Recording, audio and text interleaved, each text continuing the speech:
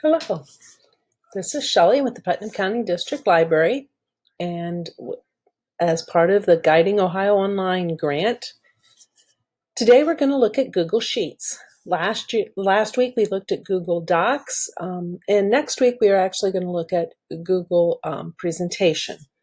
So as we look at Google Sheets today, what I'd like to do first is I'm going to take you back here to my actual account. And I'm going to take you to the screen of right after I've logged in. Because the first thing I'd like to show you is with Google Sheets, it's possible to bring in CSV files as well as Microsoft Excel files. So if I go to my account, I'm going to go to Drive. And when I go to Drive, I always have this option here for New.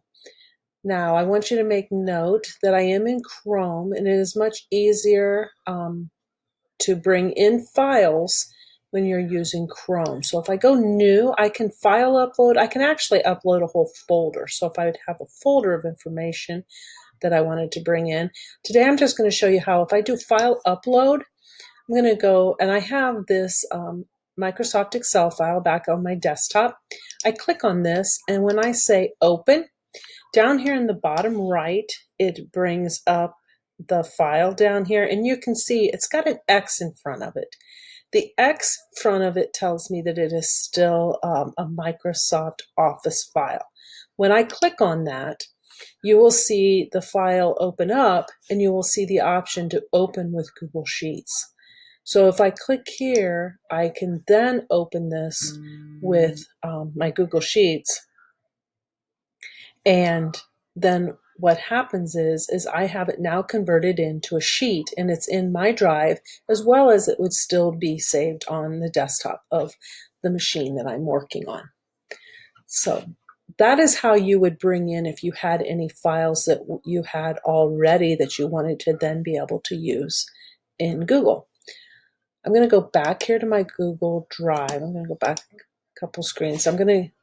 This time I'm going to go to my 9 boxes, and I am going to go down, and this is all my different applications that I have, but I am going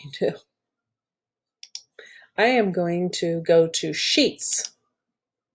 And when I click on Sheets, what I have come up is as I have the option of creating a blank sheet, but I also have the option of different templates. Now this is some of the templates, but if I click here on the arrows, I will get more templates that are available that I might want to use. I'm going to go back. I'm going to just go back, or I could just go right here, I guess, to recent. But I'm just going to use create a blank. First thing I want you to make note of is it did put this, I'm going to close this up. It did put this up here at the top, and notice everything is always, just like we talked about with docs, it always comes up as untitled. So I'm going to title this inventory. Let's just do this for the sake of demonstration. And because the first thing I want to talk about is the fact that just like with Excel, you have your columns, which go down. You have your rows, which go across. You have the entire sheet.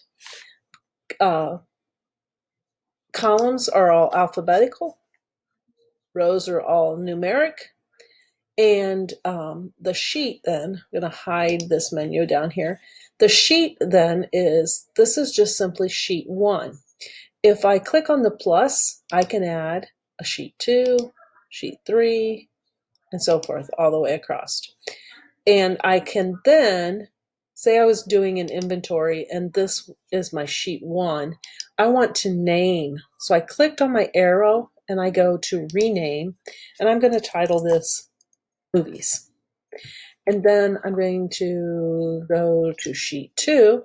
I'm going to rename, and I'm going to title this one books.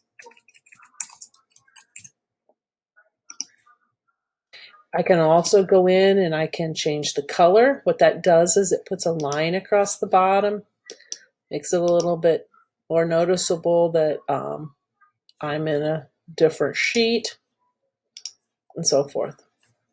I could, if I had a sheet that I had completely made up and for some reason wanted a duplicate, I could duplicate it. As well as I could say I had a sheet and I wanted to protect that sheet because I didn't want any changes to be made. So when I am looking at my columns and rows, you saw me, when I click here at the very top, it highlights the entire column. When I click here on the side of the numbers, it highlights the entire row. And if I control click or right click, I can bring up the option where I could insert additional rows. I can delete a row. I could clear the row out of the information that might be in there.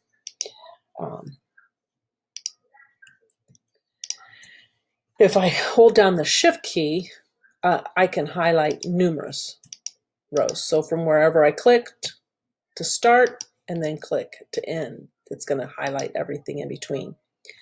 And then notice up here in the top, there's kind of like this little blank box. If I click there, that's going to highlight my entire sheet. That's what that's going to do. When I go to, okay, let me keep hiding my messages that pop up. When I go to a sheet and I want to go to a specific row, I'm going to, usually the top row going across is going to be where what you would call your title row with your information. So I'm going to put the title, maybe the producer, and maybe the cost. Now, since this is my title row, I kind of wanted it to stand out a little bit. Now I can click on the individual cells, or if I click on the number 1 and highlight that entire row, it's going to make that row, I can make it bold. I can change the size.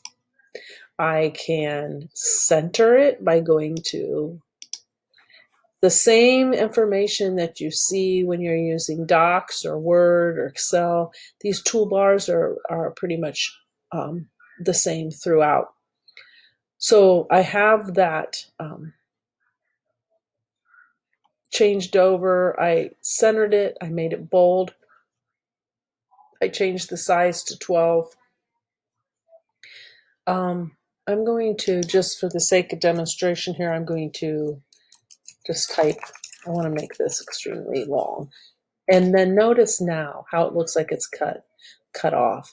If I go here to the end of the cell and up at the top, notice I'm up here in what is referred to as the index, where the letters are, and I double click. Notice how that changed over to an arrow, and it made that the longest length of whatever might be. So if I had other information, whichever one was the longest, that's where it would go out to. And then the other thing is when you're doing something with a title, a lot of times you want to make sure that this always stays at the top. So notice how I have these kind of like darker bars around here. If I click on this and drag it down, then what happens is that what is called freezes this particular row. So then if I am working and say I am typing information in and I'm going down through and I type, and remember when, just like in Excel, if you can use your arrow keys or you can use your tab's always going to go to the side. Remember, return will take you down. But what I wanted you to see is see how this is here across the top. We have we have 30 rows. So if I go down here to row 29 and say I want to keep going down, notice what happens. Across the top up here, I now still have my information that is my header basically of what I'm putting in, and this is moving down. See, this is an 8 here now. So what is happening is that always stays in the location there at the top to be seen. The other thing that you'll often see people do is you will see people take this, what is referred to kind of as this header row across the top, and they would highlight this, and they would maybe change the color so that it stands out more for others and makes it more noticeable to be seen. So those are the very basics of Google Sheets. We're going to be adding more information in the future. The one more bit of information that is used on a fairly regular basis that I wanted to include today was how easy it is to do a sum and show and total something up. So notice this column is cost. Now I can go in here and I can type anything in here at this point. But what I wanted you to see is how if I click here and highlight this entire column going down, I can format this to a number. So since it's a cost, obviously it's going to be a currency and money. I am changing that over to currency. So now I had my letters obviously in there, but now if I just type an 8, for example, and I click out of the cell, then it's going to automatically change that over to a number, which makes it a lot easier sometimes when you're putting information in. You don't have to type in the exact currency. I can just type an 8 and I could put 8.7 and it's going to automatically change that over to $8.70. And then to total these, say I wanted to have a total down here at the bottom so that I knew exactly what the inventory of all my movies might be, is I would click here at the top, and I am then going to hold the shift key down, and I'm just going to go down here to row 12, for example. So what it's doing is it's taking everything from C2 to C12. And then when I go over here, I can just simply go to the shortcut, and I can just go to sum, and it's going to automatically add. You can see it equals. I could type this information in. I could type in equals sum, put in my brackets C2 to C12, or I can use the shortcut.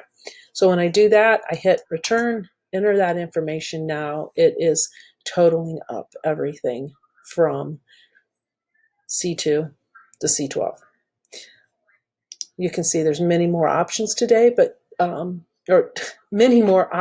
today all we were really going to discuss and talk about was just some of the basics to get individuals started using Sheets. So I hope you've enjoyed this session. Next week, like I said, we will be looking at presentation.